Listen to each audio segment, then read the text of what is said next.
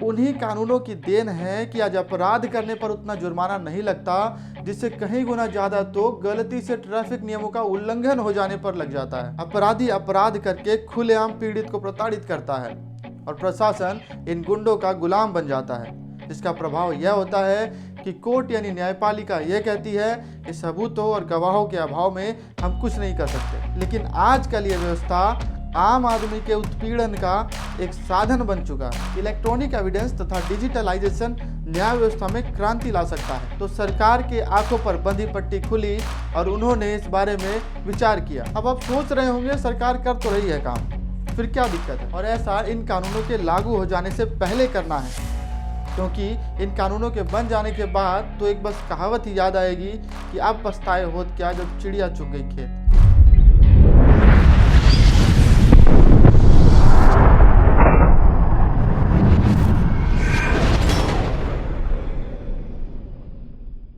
पानी भी अगर लंबे समय तक एक जगह पर खड़ा रहे तो सड़ने लगता है और बहता पानी हमेशा फ्रेश और ताज़ा रहता है। वही हाल भारत में वर्तमान में मुगलों तथा ब्रिटिश काल से चली आ रही कानून व्यवस्था की है, जिनमें से 3 महत्वपूर्ण कानूनों की आज हम बात करने वाले हैं। इसलिए अगले कुछ मिनट एकाग्रचित्त होकर ध्यान लगाकर इस वीडियो पर अपना पूरा फोकस करें, क्योंकि अगर ये मौका आपने छोड़ दिया तो अगले 50 सालों तक ये मौका आपको दोबारा नहीं मिलेगा। तो चलिए खोलते हैं पिटारा और देखते हैं कि कितने पानी में है भारत की कानून व्यवस्था और कैसे न्यायपालिका अपने ऊपर खो रहे विश्वास को वापस पा पाएगी। Indian penal code 1860, criminal procedure code 1973, Indian evidence act 1872।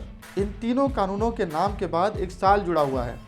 जी हाँ, यह वही साल है जिस साल में इस कानून को लाया गया था। यानी इन तीनों कानूनों में से 2 कानून तो अंग्रेजों के ज़माने के हैं, यानी उस वक्त तो भारत आज़ाद भी नहीं हुआ था, और वे दोनों कानून एक मामूली फेरबदल के साथ आज तक चले आ रहे हैं। अब एक बात बताइए, जब भारत गुलाम था तो उस पर किसका शासन था? पहले मुगलों का, फिर ब्रिटिशों का। और जाहिर सी बात है कि उस वक्त भारत में जो भी कानून लागू किए गए वे सभी इन्हीं की देन है। थॉमस मैकाले का नाम तो आपने सुना ही होगा। इन कानूनों को बनाने में भी उनकी विशेष भूमिका रही है। जी हाँ, ये वही थॉमस मैकाले हैं जिन्होंने भारत की मातृभाषा हिंदी के स्थान पर इंग्लिश को प्रमुखता दी और इंग्लिश को सार्वजनिक रूप से हर स्थान पर लागू करवाने की मान्यता दिलाई। चलिए एक बात और बताइए, भारत के गुलामी के वक्त मुगलों तथा अंग्रेजों का भारतीयों के प्रति क्या विचारधारा थी? मुझे लगता है कि उनके विचार अच्छे ही रहे होंगे, तभी तो उनके बनाए हुए कानून ज्यों का त्यों बहुत ही मामूली फेरबदल के साथ आज तक चल रहे हैं। उन्हीं कानूनों की देन है कि आज अपराध करने पर उतना जुर्माना नहीं लगता, जिससे कहीं गुना ज़्यादा तो गलती से ट्रैफिक नियमों का उल्लंघन हो जाने पर लग जाता है। अभी और सुनिए, भारत में 2018-19 के सर्वे के अनुसार 3.5 करोड़ केसेस सब डिवीजन तथा डिस्ट्रिक्ट कोर्ट्स में पेंडिंग है, और एनसीबी की रिपोर्ट के अनुसार लगभग 70% जेलबंदी ऐसे हैं जिन पर अभी ट्रायल चल रहा है, यानी उनकी दोष सिद्ध होना अभी बाकी ही है। अपराधी अपराध करके खुलेआम पीड़ित को प्रताड़ित करता है और प्रशासन इन गुंडों का गुलाम बन जाता है, जिसका प्रभाव यह होता है कि कोर्ट यानी न्यायपालिका यह कहती है कि सबूतों और गवाहों के अभाव में हम कुछ नहीं कर सकते। इन सब के कारण ही न्यायपालिका पर से जनता का भरोसा लगभग उठ सा गया है। वो बात अलग है कि कंटेम्प्ट ऑफ कोर्ट से बचने के लिए लोग इस सच्चाई को सरेआम बोलने से कतराते हैं, लेकिन जमीनी हकीकत यही है। और हम यह सब इसलिए बता रहे हैं क्योंकि हमारा लक्ष्य तथा उद्देश्य यही है कि लोगों को समय पर न्याय मिल सके तथा न्यायपालिका पर समाज का भरोसा बना रह सके। न्याय प्रणाली का उद्देश्य भी निर्दोषों के अधिकारों की रक्षा करना तथा दोषियों को सजा दिलाना है, लेकिन आजकल यह व्यवस्था आम आदमी के उत्पीड़न का एक साधन बन चुका है। यहाँ मैं जोर देकर इस बात को रखना चाहता हूँ कि मुझे लगता है कि आईपीसी में दिए गए सजा के प्रावधान सीमित तथा आउटडेटेड हो चुके हैं, जिनका अपराधियों पर कोई विशेष प्रभाव नहीं पड़ रहा है। वैसे भी क्रिमिनल प्रोसीजर की प्रक्रिया ऐसी है कि जब तक दोषियों को सजा सुनाई जाती है तब तक या तो फिर वो बूढ़े हो जाते हैं या फिर खुद से ही मर जाते हैं। एविडेंस एक्ट की बात करें तो इस बात को सुनकर आपको बेहद हैरानी होगी कि इलेक्ट्रॉनिक और डिजिटल युग में इलेक्ट्रॉनिक एविडेंस के लिए जितने भी प्रोविजंस हैं वो बेहद सीमित हैं तथा एक प्रॉपर प्रोविजंस की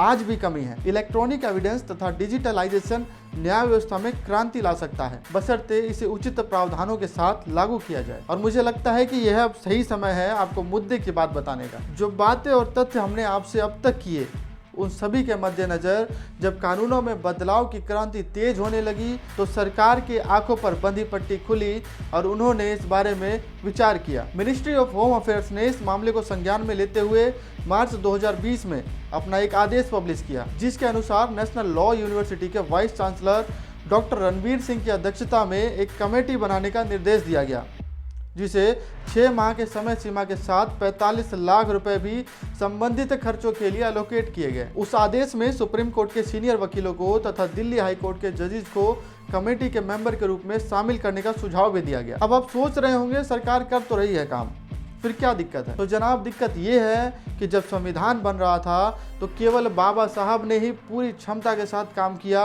और 2 साल 11 महीने तथा 18 दिन में संविधान को तैयार किया। लेकिन भारत के स्वार्थी राजनेताओं ने बाबा साहब के बनाए संविधान में दबाव बनाकर संविधान के साथ छेड़छाड़ की, जिसका परिणाम भारत आज तक भुगत रहा है। कैसे संविधान के साथ छेड़छाड़ की गई और बाबा साहब का संविधान बनाने के लिए जंग की कहानी का एक डिटेल्ड वीडियो हमारे चैनल पर पहले से उपलब्ध है। आप इस वीडियो के खत्म होने के बाद डिस्क्रिप्शन में जाकर लिंक के माध्यम से उस वीडियो को जरूर देखें। दोस्तों, मैंने यहाँ पर संविधान का एग्जाम्पल इसलिए दिया क्योंकि जब संविधान बनाया गया उस वक्त भारत गुलामी की जंजीरों से मुक्त ही हुआ था। उस वक्त भारतीयों की स्थिति बेहद खराब थी और वे इतने सक्षम नहीं थे कि संविधान के सही अथवा गलत होने का अनुमान लगा पाते।